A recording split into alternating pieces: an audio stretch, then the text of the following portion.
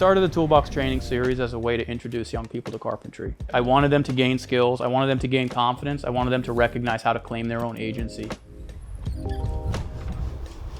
We go out, find a pallet, bring it back to a parking lot, break it down and make a toolbox. That can be done in one full day. They're tired and sweaty and sore at the end of the day, but they also get this recognition that they did it. Initially, my intention was to make it about having a set of skills that can teach you to be resourceful and resilient and to kind of adapt to life's challenges and create something out of when it seems like there's nothing. In so doing, I learned that I had a lot of lessons to learn about that exact lesson plan I had set out. And I had this unexpected epiphany in myself that this was a training that I needed, but not building the toolbox, but teaching young people how to build a toolbox and what it was going to take. Everybody needs to get some scrap pieces, partner up, get some tools, get set up. We're going to make some 6-inch cuts. I'm trying to share this experience with other builders that I know have already connected with their passion and their path and their small business, and trying to integrate what they do with who they are. Okay, and then you mark it to that point. In my high school, they had any kind of, automotive, wood shop, metal shop, machine shop. Nowadays, they're getting rid of all these programs, and I think that it's important to try to inspire these kids to want to learn this stuff.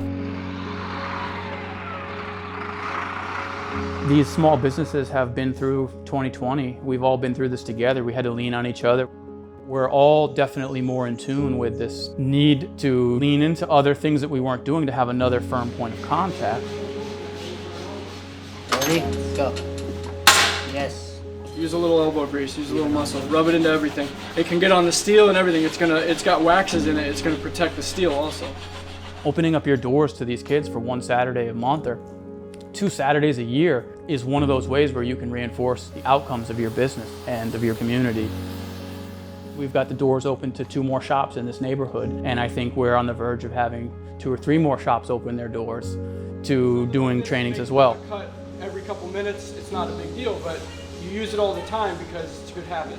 But when you're cutting thicker steel, anybody could think that they're the master of something in their own mind if they don't share it with anybody else, if they're just locked in their own 4 walls. But when you open those walls up and you let people come in and you try to teach what you know to someone, what that tells you is that you don't know everything yet. It basically humbles you and it puts you in a place where you're teaching, but you're also learning. Not only are we individually taking our craft to another level in unexpected ways, but when we do this working together, when we have this camaraderie of, we do this training out of our shops. We do this all over this neighborhood. We have each other's backs, and we have the backs of the people in this neighborhood. Don't smile.